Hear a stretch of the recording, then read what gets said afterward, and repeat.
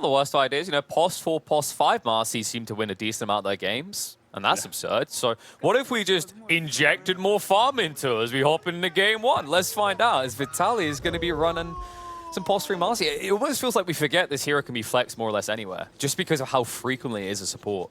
So curious to see what the type of build is going to be, what kind of impact he can have. And it is going to be a hard lineup to fight into, though. Like, if you look at BetBoom's lineup, they have the ability to split push, but also group as 5 very early on.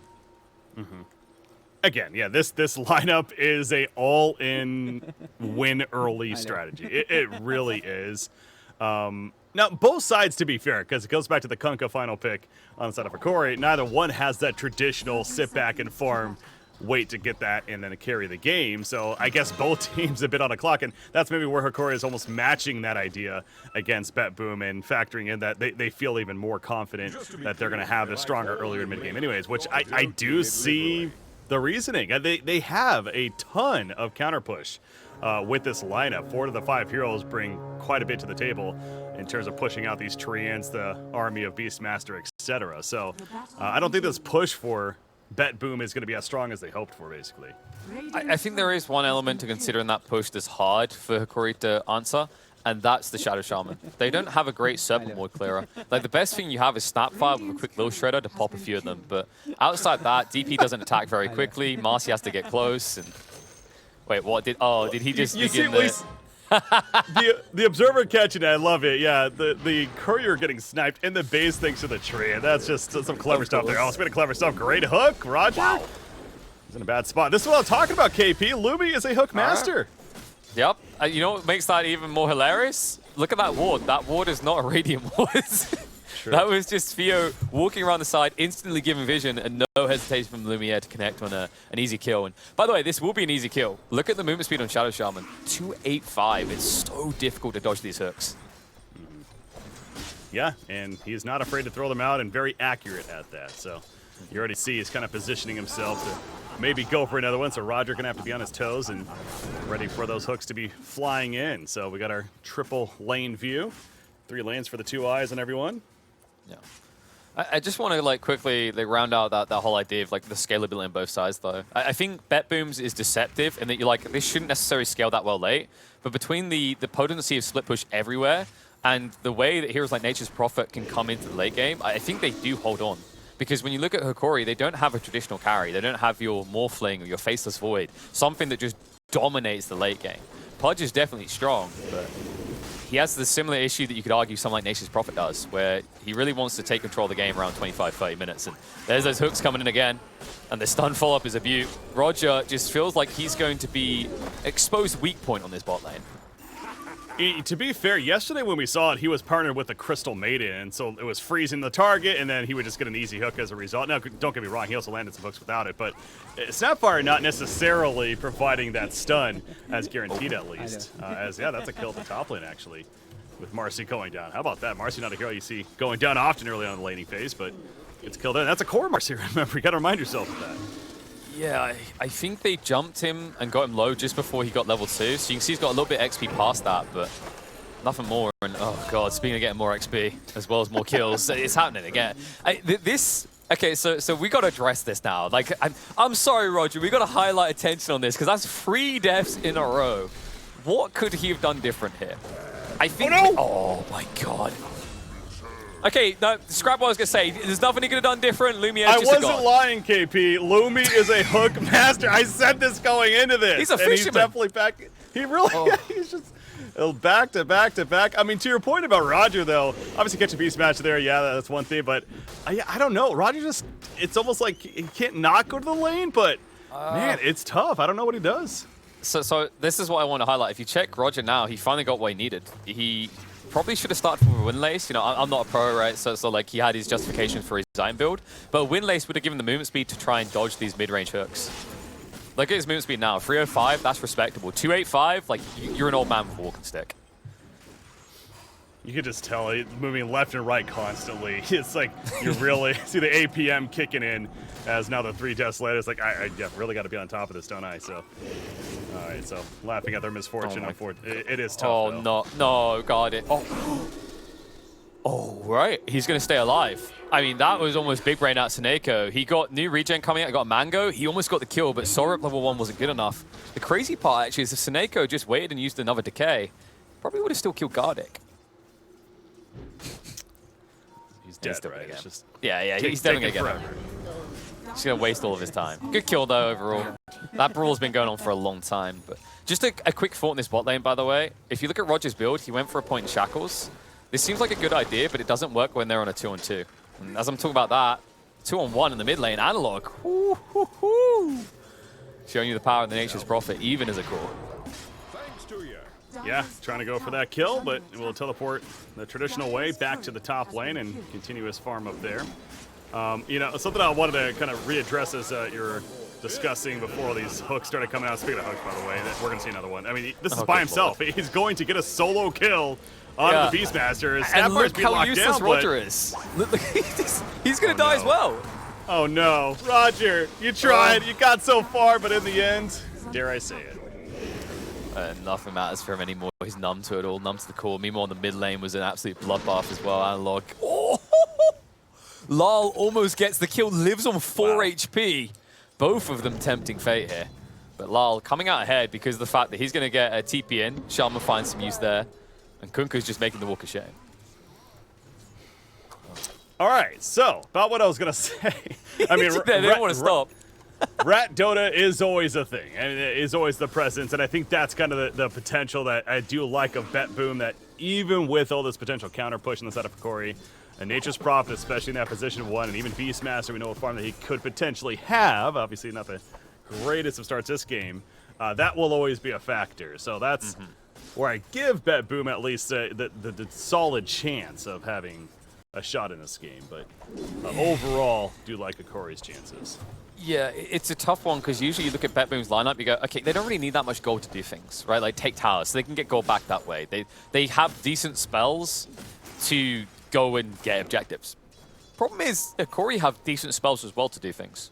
Pudge, Kunkka, Death Prophet. These heroes don't necessarily need items to kill. Their skills alone are designed to find kills early on in the game. So what is about Analog as well, and again, looking forward to the Analog versus Laurel matchup mid, as I was talking about, and right now Analog is winning that 34-4 against 29-3, so not dominating, but slight advantage for the Kunkka. Yeah, you'd expect this as well. It's just the easy harassment of the Tidebringer, and then you can always torrent to interrupt. But it looks like there's going to be a fight bot. Pangolier rotating in. Lumiere, a little bit ambitious this time. Dove the tower, used the Dismember. And after building a healthy lead here, now begins to feed it back. That's big. Yeah, Laurel, he will love that, especially as we're just talking about. He's slightly behind in that mid lane, maybe not so much anymore. Big kill. And he catches up a little bit closer to the Kunkka when it comes to that net worth thanks to that kill happening. Back to the mid lane, so making great use of that Rolling Thunder. Yeah, not really a kill you'd expect to happen, but you're seeing what comes with this type of confidence is your typical Pudge, like, man, I'm doing it all, I'm baller, watch these hooks. All of a sudden, you find yourself diving a tier 1 tower, and it's kind of that pause moment in the film where it's like, you're probably wondering how I got here. And the grim reality is that overconfidence is a slow and insipidous killer.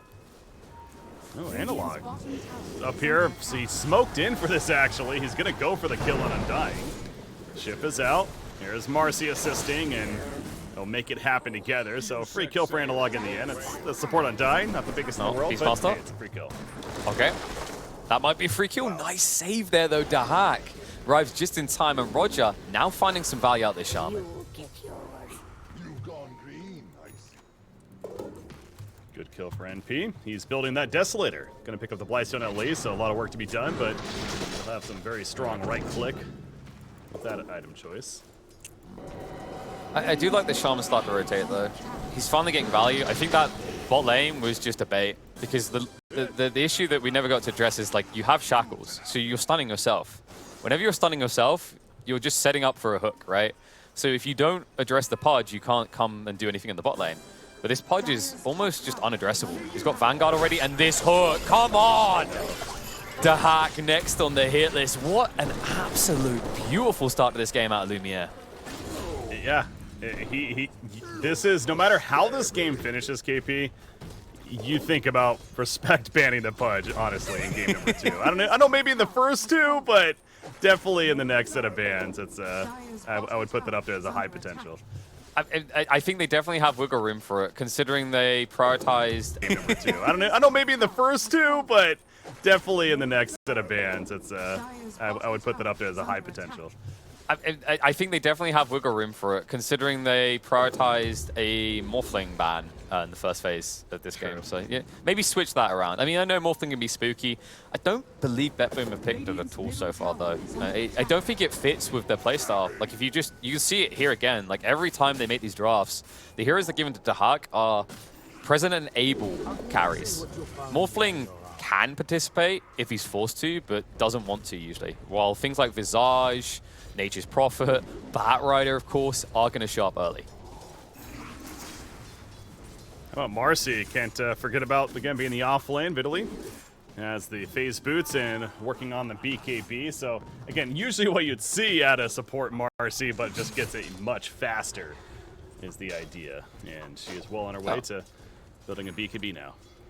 It feels more or less like Tusk, right? It's the same logic. Like, yeah, you can play at pos 4, but if you play at pos 3, I mean, we can get these items quicker. We can get the Blink Dagger, we can get the Ags at a decent time. And the impact is definitely going to be felt. I think the difference is the same with Primal Beast. You're seeing with all these heroes, they have more or less the same build in a pos 4 versus 3 or 2 role.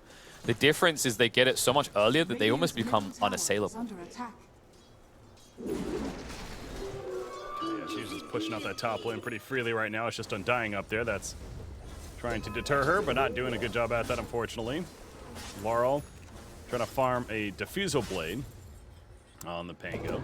It is also kind of interesting, again, seeing this Death Prophet in that support. Maxing out the Spirit.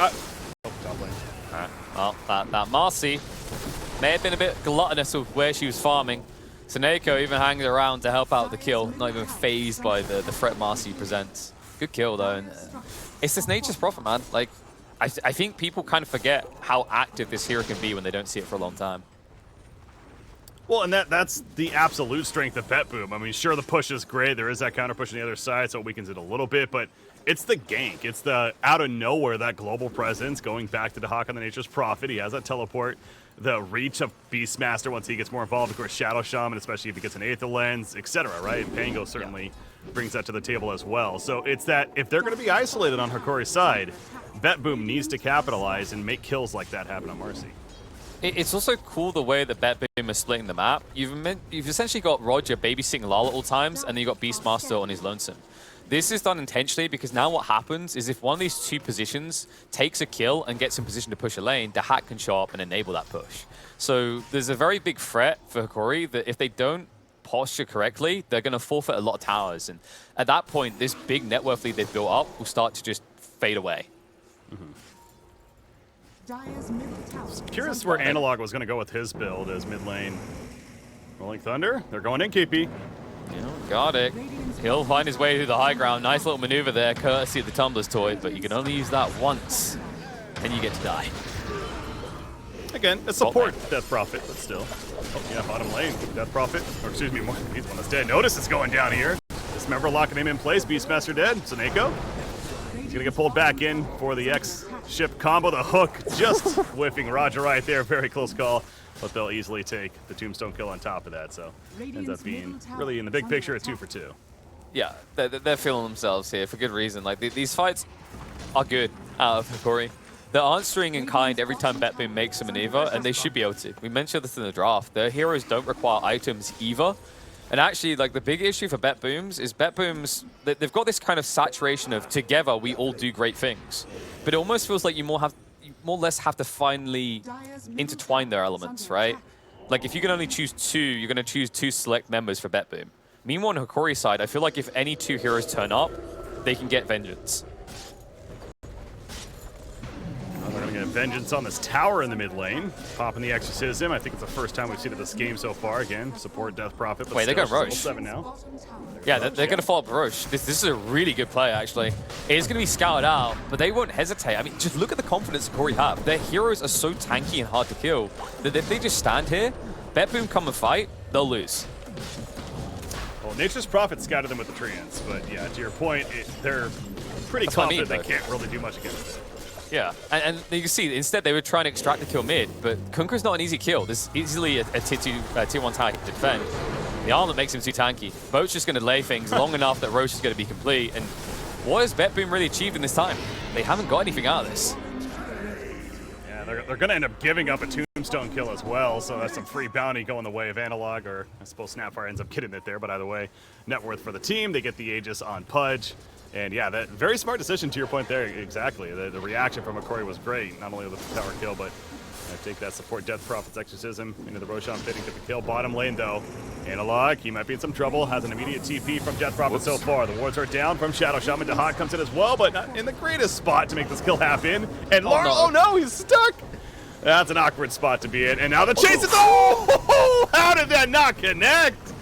Just like a fraction of a second difference to TP out. They will catch up to Pango, though, thanks to Marcy, and I think that might be the end of the chase, but still, Death Prophet. Or excuse me, Nature's Prophet. I think Dahak could feel the whoosh by the side of his head as he completed that TP out. That was way too close for comfort. Great counter-attack coming out from Corey, and you see the issue. It's happened twice in a row now. BetBoom are trying for the hardest kill in the game. This Kunkka is not an easy kill. Even when he doesn't have both, even when he does have both, it's impossible like they tried mid lane. They thought now that wasn't there, they can make a dive. A dive on a tier 2 in a situation where you're up against a Kunkka with armor. That's a dangerous game that they are playing, especially with the counter-attack that Hokori has at their disposal. Great play, and now they look to plow forward and take some towers away, because one big issue for BetBoom, one area that they should always be in control is creep equilibrium, right? They should have all waves pushed in with these heroes. But when you forfeit fights so frequently as they are, Hokori, with their funky draft, start to actually get the ability to shrink the map against you. Radiant's top tower is under attack. I love how Kunkka's just roaming around with 300 life or so, but again, he's got that armlet toggle ready for an engagement if it breaks out, and an engagement very likely going to happen soon. Roger gets smoked on, got the sheep off immediately, and the shackle, so he's delaying this, but eventually going to get X pulled back. And credit for the kill there. Oh, Thunder comes out. Pudge, bit ambitious, just two of them here taking a tower. Italy's going to go down, and Pudge is going to come up into a mess bigger than probably even he can deal with. He's going to try, though. Dismember. Oh, my lord. He might find a kill for it. Yes, with the reinforcements to hack, they'll at least kill off the Pudge, but he should not have even got this one. Raid boss status right there. He almost hooked the Pango as well, but Pango, whether or not it was on purpose, perhaps it was, but he was protecting himself with the creeps. If those creeps aren't there, he hooks Pango, and likely another kill happens, but yeah, that gives you an idea. I mean, it's a huge kill for BetBoom, but how tanky and how difficult this Pudge is going to be to deal with, because that essentially, I know it was technically 2 there in the beginning, but yeah, you got to have the firepower. You got to have isolation. It goes back to that point, and they were spread out on Hokori's side. And that's something that the Hack exploits really well. They're going to do it again. Rotates towards top. Roger gets the lockdown on the Kunkka. Sun's going to come out. Bo is going to be thrown out as well. Exorcism also committed. Dahak now needs to get out of dodge, but he TP'd up here. It's not easy to leave. Not with Guardic on your tail, but he's going to try with the TP out. Torrent, a little bit too late. And Analog, he didn't have the level for X, so he couldn't get in range to stop him. Radiant's middle tower is under attack. Gardic still wants more, and Marcy's like, I got you, boo. Radiant's middle Catches up, tower is rebound under in, takes out Rasta once again. Yeah, and usually you'd be like, oh man, that's so bad. X so used, we didn't really get anything for it. You got one small kill. More importantly, that kill also contributed a very big cooldown. They use Serpent Wards, so overall I'd say this is a kind of net even exchange, as it was both the supports committing the push power abilities. So Beastmaster has his Dominator, the Vlad's offering. Gonna be working on the Wraith Pact actually. Just in line here, but bottom. It's been about a minute or so, KP, not even. That means more action's bound to happen. Dire's middle tower is under Analog. Hokori in the game? Definitely. Yeah. Gonna miss that chance right there, though. Nature's Prophet TP's out. He's good to go. Blink now on Pudge, though. Another big item pickup to reference. Going bottom. The funny part about these drafts, by the way, is if Hokori had their way, there'd be even more fights going on. You can see that they're constantly hunting. The funky part is like that push that happened bot where they lost the Aegis and lost the Pudge was because they were still hunting for heroes at all times. And it's happening again. Top lane, there's going to be a reaction coming out. Blink in from Lumiere, instantly the Dismember forces out the Primal Roar, and Lal will just have to run away. They do at least clean up the kill on the DP in the end, but no way they can get the Pudge. No. Analog. Pango gets out.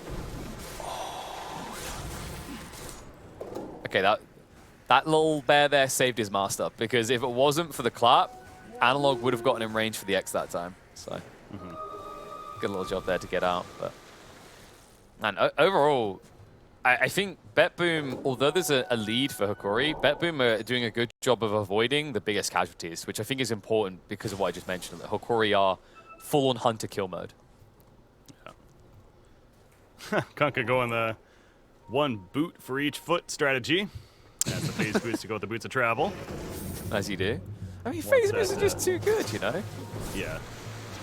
But wants the power of the boots of travel as well, so they're understandable. Bot lane. Now, this is a weird one because Roger looked like he wanted that. He was hanging around here looking for a kill on Marcy. I think he was going to Hex into Serpent Ward and Shackles to try and kill her quick enough, but Ambitious playing near a tier 2. Oh my god. Okay, Lumiere, you said Raid Boss. That's appropriate. Look at him go. Snapfire's coming. He's got a cookie if need be. Yeah, he's fine. All right, just a free kill and he leaves.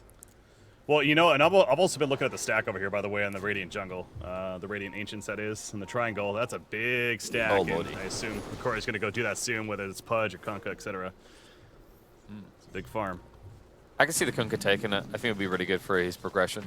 He's going towards an AC next, which enables a lot of the team. Just buffs you up further. They are still hunting, though. I mentioned it. Hokori came looking for blood consistently, and BetBoom want to oblige this time. Kisses are going to be thrown out. They ignored the Snapfire. Lumiere will make his escape. Yellowcore, different story. Or is it? He gets out. Never mind. The story is similar. It just got a little closer. Out. Meanwhile, though, they're putting the bottom lane because Analog's going to take out Nature's Prophet in the immediate TP out and let the tips flow as well. You know what? What allows him to do that, by the way, is the Shadowblade pickup that he just got. Yeah. Yeah, and the fact is the BKB's on cooldown, right? So he doesn't have that available to just instantly get out. And we mentioned this already, like, the Kunkka is the big threat factor to all this split push. Because he just arrives, hits the X, and you're not leaving. And BKB can't always be a reliable tool. The only hero that can actually get away with these more aggressive posturings is the Pangolier. Because if he gets X'd, he can roll up and just roll in Thunder away. Swing that Shadow Blade. Okay, come and play again. Well, Analog may have... He'll still get the kill. Nope. No? Okay. Not worth it. And that's a smart decision, right? He forced two cores. Yeah, and the Rolling Thunder. But, okay, here's the awkward part about that. Analog should have had the kill, but I'm pretty sure he X'd himself. Okay. I didn't notice that. Well, unfortunate. It was just Undying, so yeah, it's definitely not worth overcommitting for that kill. It's not the biggest in the world, but it's surviving is important there. So it's one of those moments where if it was a core you'd done that to and you'd X yourself, you're like, okay, I'm just gonna leave. But you're like, it's an Undying. I can kill him quick enough. Luckily, he didn't bait himself into his death, as many people have after uttering the words, "It's only an Undying. I can definitely kill him." Rasta is sitting down here at the bottom. He's got the vision up and trying to make sense of what they should be doing down here. He did it before. Yeah, he keeps doing this. He's playing under vision as well. Because he keeps, like, I think he just shoot himself slightly on the Radiant Cliff Ward on the bot side. Like, Roger's just trying to hunt for solo kills. He doesn't feel like he can contribute to what the other heroes are doing. And it makes sense, really. Because Dahak just wants to TP rotate everywhere. And a Pangolier doesn't need guarding on his lane because he's either definitely dead or he's getting out himself. Bot lane. Uh-oh. What is this? This fight. Looks like quite a scrap is coming. Bo's going to come through to try and assist, but a little bit too late. Pudge goes down. Sham's going to be traded out. Analog, a little bit too confident here, I'm afraid. Primal Roll will lock him on the spot, and 2 cores of Hokori go down. Yeah, Pudge TPing down there thinking that they're the ones that are going to be setting up for a kill, but they did not realize the numbers that were actually there for BetBoom and also the ability boots to travel this game as well as then teleport, of course, Nature's Prophet. That's been a big factor, frankly, on both sides. So better for BetBoom right there. Seneko is going to die over at the Roshan pit area, but still BetBoom very satisfied with the outcome as it's also going to transition into the bottom tier 2 tower kill in their favor. Yeah. Yeah, and I think BetBoom were checking if Roche was up, and then Hokori were praying Roche was up. Because if Roche is up, they can make it a trade of a tier 2 to get their hands on Roshan, which is someone they'll take every day of the week against this Wrath, but unable to due to the fact they're still not up for another 25 seconds. Yeah, I think that also explains why the Kunkka went for Boots of Travel. I think it's more an answer to not just the Nature's Prophet, but the fact that the Pangolier has it as well. So if a fight does commence, they need to be able to show as many people, or to put it in Kunkka terms, you need as many men on deck as possible. Yeah, you can see in the replay right there, the immediate regret coming out for Pudge as soon as he TP'd in. He saw the counter TP from Pango, was like, ah, crap. He tried to blink away, and it was just too late. The Hex came out from Rasta, and no chance to actually get away in the end. So yeah, very good execution from BetBoom, and this goes back to the point, you know, if they happen to get the isolation, and they certainly have the jump and the burst, etc., to be able to get these kills, and they're able to do enough so far to get themselves a great fighting chance and keep this one very close for the time being, at least. The seeds of fortune. And speaking of fighters, you'd expect to see this Marcy participate more, and that's kind of the weird part for me about the itemization. I like it, but so far Hokori have been just gank and spank attempting with the 2 Boots of Travelers. Imagine if they connect with a Marcy as well. I think that's the next goal, and I imagine Hokori's identified this, is like right now, we're not bringing our full firepower to a fight. We're just bringing the Boots of Travelers. So let's get our hands on Roche, let's probably prop that Aegis onto Vitaly, and let's play around the Marcy. Interesting. So you think Marcy, but oh, they're not committing. No, they're paranoid, because everyone just went missing. Like, if you check their vision, they don't see a single die here right now. So instead, they're going to try to make sure that they're safe to go back in by finding a kill on Pango if they can. Yeah, so I understand how as a spectator, you know, we have that God vision, so it's easy for us to just say, what are you doing? Just kill the Roshan. But yeah, they are playing scared to ride in for good reason. Again, BetBoom has that ability to just jump you and catch you off guard. But they realize, okay, maybe we are good to go. They're going to go back in, and it's going to be a very long Roshan kill, but eventually they are going to make it happen. So they'll get that shard to go with the Axe as well. And it's going to be on Pudge. Both, in fact. Yeah, so part one, of this situation was my statement. Like, they were like, oh, we don't see any heroes, we're kind of freaked. Then they noticed Pango top, and I think what happened there is Hokori are actually secretly vampires, and they got thirsty. Because they instantly beeline towards Lal. Like, these guys are always looking to murder, and they might murder again. Lal. Uh-oh. Dismember's gonna lock him on the spot. No way he can escape quick enough. Great kill from Hokori. Yeah, Dismember keeping him in place. Again, he also just got that shard, so now has the ability to target allies. We'll see if that comes into play as well. But the decreased cooldown in itself is pretty nice. Now a 15-second cooldown, already back up, good to go. And they're going to push top tier 2. But there is a pretty big bottom push. But yeah, you see right there, Kunkka just opens with an auto attack, and see ya, all those treants. So he alone is enough to kind of keep this push from being too effective. Yeah, I didn't really mention it before, but now this Ags pickup on the Pudge, it becomes truly apparent. There is an absurd amount of sustain on Hokori's side. You know, you've got this DP that can self-sustain with the Spirit Siphon. You've got Kunkka with the Rum buff, which is still insanely powerful even to this day after all the nerfs is encountered. And then you've now got a Pudge that can just save a low HP hero, not to mention the Marcy that can lifesteal back up. Like, this lineup is designed to sustain, and crazy detail on the other side, BetBoom don't have a Spirit Vessel builder. They don't have a natural Skadi builder. Unless you're talking about Nature's Prophet being like 6 slotted, which is still some way off. They don't have a solution to all this sustain. Yeah. That's very fair. Speaking of Nature's Prophet, he's got his Shadow Blade. He's working on Nullifier, actually. Go with that Desolator as well. So again, a lot more right-click damage than Nullifier. Could be a great tool to take advantage of as well, but now he's going to have to go up against the BKB Kunkka that was just purchased. And going to be flying out to him at least, and we see Hokori starting to get pretty aggressive now. Moving together, going fast as a team. Marcy's really in. Can't catch, though. They're beelining for that Undying. She just wants to participate, you know? Yeah, she even went for a blink instead of just rushing that bash that was originally queued up. So just trying to find a way of opening these fights up to enable the second layer. Oh, Rasta! Okay, the funny top part, lane. Yeah, He gets away. So the funny part to me is actually, like, something we didn't mention is that in the end, they gave the Aegis to the Pudge. I really did expect them to give it to the Marcy, just so that she can go in. Because it feels like if your Pudge dies, like, you know, the fight, everyone else is already dead, right? This should be the last guy to fall. Yeah, it's the natural idea, I think, that he is your front liner, though, technically. So you kind of, if you're going to be sieging, especially, then, you know, having him in the front. But I actually do see what you're saying, that Marcy is more of your true initiator, though.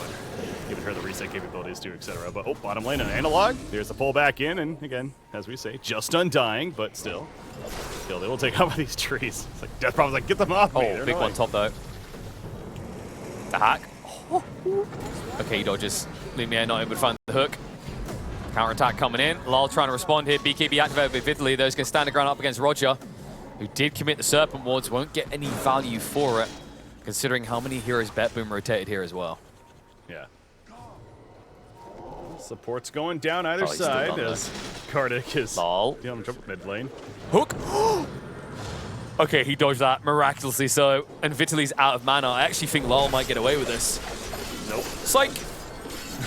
He spoke too soon. The blink comes up, and pretty easy kill for Lumi in the end. But it was a hell of an escape initially. Definitely credit deserved there for the initial dodge. But yeah, he's porting now up here. He got to a point where it's like, he might make it out, and then he's out of mana. Does he hook? Oh, I thought Pudge was going to go for a blind hook there. No, so credit to him. I think Beastmaster was by a fraction out of vision. If you look, you can... Actually, no, I don't think they actually have any vision here. Yeah, so that would have been... No, they do. I'm right. Don't doubt yourself, KP. He had it on the high ground, but if you look at the vision, it's just out of range. He was just behind the tree to the right side. So dodges death more than he realizes.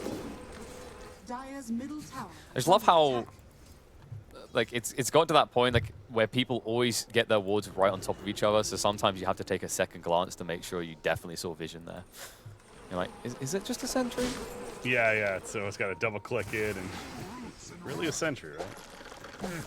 Undying, by the way, is going Axe, and it is getting pretty close. He already has 2 components, including the point booster, so another 1,500 gold he'll have it, and it kind of makes sense this game, especially against the Kunkka and really the Pudge. Yep. So interesting choice, but he is getting there. I mean, it makes sense against basically every hero in Hokori. 4 of the 5 heroes are strength, and then the other one is all about sustaining, right? This DP that wants to go in with Spirit Siphon, who wants to be able to stand there. So actually a really cool pickup. Just needs to play around these BKBs, right? Because you are dealing with triple BKB on the side of Fakira. Hokori, rather. Marcy, the game of who's going to blink first, really, and Dahak is also hiding off to the side, letting his Treants do work, push out the bottom. They're going to need to start getting those, dare I say, the Tinker wards up. It kind of feels like it, right? But you can never be certain. It feels like you have to cover so much ground. Like, Tinker wards work because Tinker's in a predictable area a lot of the time, right? Whereas this hero, you know, it used to be why it works so well against Tinker. Actually, pause that for big fight top. Pudge has been found. And he got overconfident here. I mean, this is kind of a bounce back to the lane where he dove the tower thinking he couldn't be killed. He needs to show a bit more respect to how strong BetBoom can be. Kunkka's also caught. The Dust. Pango initially going to be forced into BKB, but the Primal Roar immediately after means he's still locked down, and he is dead. So Pudge into the Kunkka kill. And BetBoom, all the momentum in the world right now. This, I mean, you see how where the positioning is. Like, Hokori continues to get killed when they're isolated. I mean, Pudge was completely by himself top lane. Kunkka was in there with the Silver Edge, scouting, and there's more. Even Penguin's coming in now. Roger's going to lock down. Finally dies. It's not going to be enough to save the Marcy, though. And Theolacor also still in some trouble. Going to be spotted by Dahak thanks to the trees, but now blocking himself. Although Laura wants the kill. He's not going to get it, though. No bash. Okay, yeah, he had his RNG for that battle. That bash came through, that saved the day, that gave the counterattack onto the Marcy. Otherwise, the Shaman, he's going to lock them down long enough that Marcy dies. There's not a fight you can take. Just great reaction in that situation from BetBoom to make sure that the Marcy can come out ahead in a situation where she would have otherwise dumped everyone. And now look at the knock-on effect. BetBoom, they're looking different today.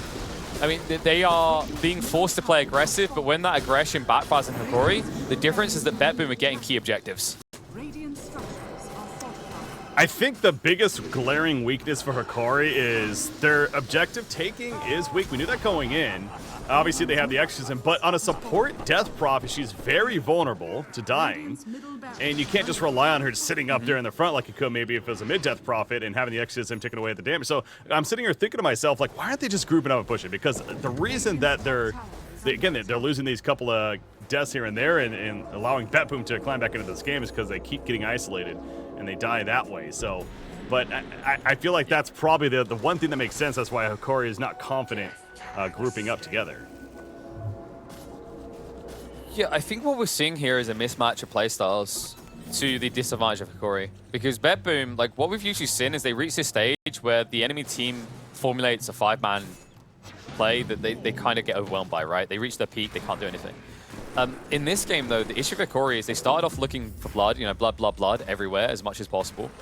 But then they reached a stage where they were like, okay, this isn't winning us the game, though. We need to go get objectives, and they started split pushing. And BetBoom took full advantage of that because they forced that originally with this lineup, with the Nature's Prophet, with the Beastmaster. There was always going to come this inevitable point where Hokori had to split up to address lanes. And BetBoom had done a phenomenal job of exploiting that. Yeah, they're going to 4-player smoke to the top lane. They see Rasta up here, and they're going to get the support kill. So again, in the case of a smoke play leading into a support kill, yeah, they're going to TP back to base because they need to. That's what's down here. Yeah, that's the tough part. Right, you get this kill, it's like, great, but now what do we do with this kill? Well, you lose heroes who got left behind. Good look, cool. No easy way out of this. 4-staff won't work, Curse to the Nullifier. So Dahak will find the kill, and the Kiss is coming out. A counter-attack now. Vitali trying to deal with Dahak. Dahak, one hit would get him, and it's good enough. The Basher secures the kill. Boat follow-up coming out into Soniqs. They whiff the timing, and now the Roll and Thunder counter-attack is going to be there. Primal Roar pushing the Marcy to the side, which is a little bit of a misplay there because they actually could have got the Marcy instead, who didn't have the magic immunity. Analog will look to walk away, but dusted up, there is no hope in hell he'll get away quick enough. Absolutely not. But Lumi, he's pissed off. What? It's by himself, and he's going in for the kill on Alara. At least he makes it happen, but a one-cost for him now. Well, he's guts noticed, hooked in. He's blocked by the trees, even undying. He's trying to switch that flash golem now to Hawk. He realizes that he's the one dealing all the damage, so tries to go over there to take care of him, but it's not going to work. And Pud is at 400. Yeah, going in there made no sense. I'm sorry, that was overconfidence at its finest right there. Buyback from Kunkka's even forced, but there's nothing on Pudge. Honestly, live together, die together. We mentioned this at the start, the Hokori are a team that like to fight, whether it's to their detriment or their advantage, and they're living true to that. You know, live by the sword, die by the sword. I agree that Pudge going in doesn't make much sense. I don't think you get good value out of it in return, and now you just give over a free Roche. On top of that, the Kunkka gets forced to buyback. And that's important now because that's a win condition. If Kunkka dies, where's your sustain? We mentioned this idea that Hokori are impossible to kill because they've got the Dismember saves and how tanky Pudge is himself. They've got the run buff. Well, now, if the Kunkka gets eliminated at the start of the fights, you're missing a lot of your damage mitigation. I don't think you can hold at that stage. And the crazy part is the Kunkka buys back because mid is pushing in, and they don't want this to be Roche into base. But if the Pudge didn't go in top, he could have de-pushed the mid lane while the enemy team was Roshing anyway.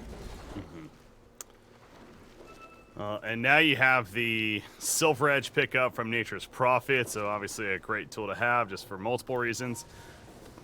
The break, let alone just the damage assistance there. And he's looking pretty good himself. So yeah, now, you know, I feel like I don't want to say it, but hey, it is what it is. Again, this is where we talk about with BetBoom, though. They have the lead in this game. But history, as of don't say that word. Don't say that word. They got the lead, and now let's hold on. That's all I'll say. La la la la la, I can't hear you. Don't do it to him again, Breaky. Primal jump in on the Marcy. She's just gone. Good start this fight. Primal coming out again. Now this time on the Pudge to control them up. Both did come through, so they've got the damage mitigation.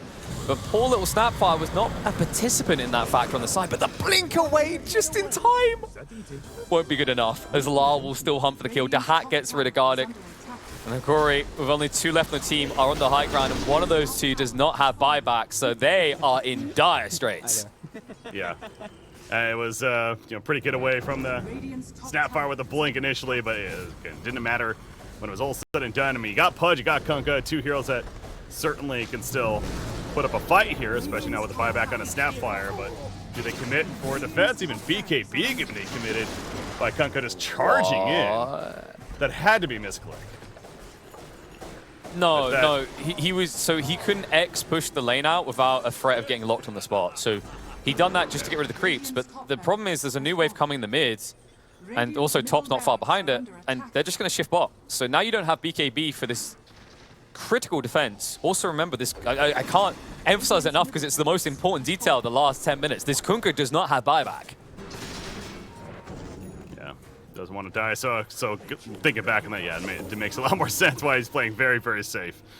Preemptively activating that BKB as he's charging in there. So, okay. But BetBoom. So I think it's time to bring balance to the force break. Can you tell me again about how BetBoom is winning? I ain't saying anything more. I've already said my part. I don't want to do anything else on that. I mean, this. So BetBoom are winning. They have the top really racks, good, middle racks, dominant leads. They're up 10,000 net worth. I mean, these are things that yes, we usually say when teams are winning. Yes. Yes. Okay, we've done our part. So if Hokori could put the money into my bank account, we'll see if the caster curse works. Oh, jeez. It feels like they need that though, right? Like they're so far behind. T lanes are always going to be pressing in. They're unlikely to ever get roast control unless they take back-to-back good fights. And just look at the map control through vision alone that BetBoom have. They've got 2 lanes completely covered. If you come out, they'll be instantly on top of you. Yeah, and I don't want to say they're lacking damage now on Hokori's side by any means. I mean, still the burst of Kunkka's real. Marcy, we talked about what she can potentially do, especially more with Cole going for the Abyssal Blade. But it goes back to, they definitely feel like it missed their timing of kind of doing the grouping up and pushing objectives together idea, because now they are pretty far behind as far as the overall net worth is concerned, and that jump is still very strong for BetBoom. Even if they're grouped up, they can still get picked off pretty quickly. Specifically that Death Prophet, who, like I go back to, is their only really objective pusher in the first place. So the win condition for Hokori, it does feel pretty grim, and they're I guess this is where it's going to go. Yeah. They're going to need mistakes from BetBoom. I'll just put it that way. Yeah, it kind of feels like BetBoom's in a position where if they see DP uses ult and then it runs out, they could probably play without buybacks without a threat of losing the game. Now, they're not going to do that because that'd be insane, right? Like, you gotta kind of control yourself here. Make sure a few heroes are able to get back in the action. But that's how lacking Hokori's true push is. You know, Kunkka is at least reaching a stage where you can kind of club down buildings at a decent rate with about 300 damage per click. But it's not as visceral as what BetBoom have. Like, there's Nature's Prophet, there's Beastmaster, there's Shadow Shaman. Anytime you make a mistake, and we've already seen this multiple times, it leads to a key objective for BetBoom. Seeing this over and over again. I mean, Kunkka, as we know, is great at pushing out the lanes, so constantly using that X and taking care of business. I wonder if there's going to be some sort of smoke play here in the near future. They are kind of just grouped up. Death Prophet does have one on her, if they want to go for that, but still, just for now, is I suppose at this point, if you're Hokori, you wait for the potential Roshan respawn, and then maybe look to make a smoke play, because until then, you know that BetBoom is kind of just hiding around your base. Oh, as I say that, here we go. I think BetBoom are playing with a little bit of hesitation because of maybe like day one's kind of got in their head. Because the thing is, this Kunkka's still a liability. There's still 2 minutes until he's got buyback off cooldown. So if they find him, they more or less win the game. So it seems there's that little bit of hesitation, a lack of desire to strike on a gamble here. Instead, you're seeing Hokori the one gambling as they go very deep, hunting for a target. Unable to connect, though, because pretty much all of BetBoom's team has been parked in the Radiant Ancient area. Yeah, they happen to guess the wrong direction. If they go north, then, you know, maybe a different story. But they went east instead, and as you pointed out, BetBoom was pretty much all north at that point. However, TPing in and almost caught. Yeah, take back the outpost. It's the danger of these long smokes, because as soon as the smoke runs out, you're probably under vision of BetBoom. At least on the return you're going to be. So unless you have a second smoke to get back to base, which you don't want to do, you either insta-TP out together, or you have to go this weird route round to get back to your base. I mean, just check specifically dire vision, you see what I mean. It's impossible to get back to your side of the map without being seen. Do they even have tier 4 items? No. Hokori, that's how choked they are right now. It's been about 4 minutes or so since tier 4 items have been possible to be picked up, and I mean, on BetBoom's side, they got all 5. On Hokori's side, they don't have a single one yet. The hack. They just boost traveled in. They found a hack. Dismember's going to come out as well. They're going to commit the Exorcism as well. A big kill on this Nature's Prophet. They can get him. He turns around and at least takes the DP with him. Now the question mark is whether Lumiere can even get out because BKB has already been used. He's going to die. The answer is no. In fact, look at Rasta. He catches got the Kunkka. He's like, guys, I got some food over here. Let's go. I got more. And they're going to get more. Kunkka, is that the dieback? No, he actually has the buyback now, but he got it back. They're going to need to. They're going to need to buy back, it feels like. Yeah, well, the Hawk's still dead, though. No, he's buying back. I think they have, like, they're going to have to buy back on either Pudge or Kunkka. Imagine that, like, all this time waiting, sweating it, like, oh man, I'm a liability, I haven't got buyback. And you might be forced to just use it as soon as it's available again. There you go. Yeah, so it's the Pudge. The Pudge is the one that's given over. And that'll be enough. BetBoom were like, okay, we'll walk away. Because, well, the Pudge is threatening when he's able to get those solo kills, but you see, he can melt pretty damn fast in these fights still. So Hokori continuing to play on their back foot. So Dahak, he's dead for another minute, but Roshan still has over 2 minutes remaining. So really that death, not the biggest deal. For BetBoom, just going to wait it out. And even then, it's still going to be another minute plus before Roshan will be a factor. There's a double damage rune that they clearly see as well. Looks like they're saving that for the Nature's Prophet currently. Death Prophet pushing out, doing some counter warding. They still don't have tier 4 items. Yeah. Oh, they're going to jump in. Notice BKB goes off in time. Lumiere commits to Dismember though. And looks like Fatili's going to move in. Hook back to bring in Roger as well. Primal Roar has had to be committed here, but now Lyle comes in with a Roll and Thunder combo follow-up. Kisses to try and counter this out, but the damage is too high. The hack is too strong. The buyback from the Nature's Prophet will secure a key fight. And now Kunkka, once again, a liability. His buyback achieves nothing, but potentially feeding over the game. Has no choice but to run and hide. And Lyle, if he primes a single bash, he will. Kunkka is going to die. And that's just it. I mean, yeah, Hokori, they gave it a valiant effort right there. They knew that the buyback was certainly a possibility. They eventually do get it out from Dahak, but of course that's the biggest difference. He can teleport right into the good position of the fight and start assisting as soon as possible. And Hokori giving it their best effort to come back, but it wasn't to be. But BetBoom, how about that? They take their first game here in the group stages after going 0-6 yesterday. Hey, they're undefeated today so far. Congratulations to them. And again, a team that we knew, despite their record yesterday, certainly is capable of picking up some wins. And they start off strong, at least in day 2. That's good. Yeah, that's true. So maybe that's just the balance of things, right? Lose all the first day, maybe we could win all of the second day. I mean, it's definitely a good beginning for them. And I think they adjusted well to what Hokori was cooking. I think we saw Hokori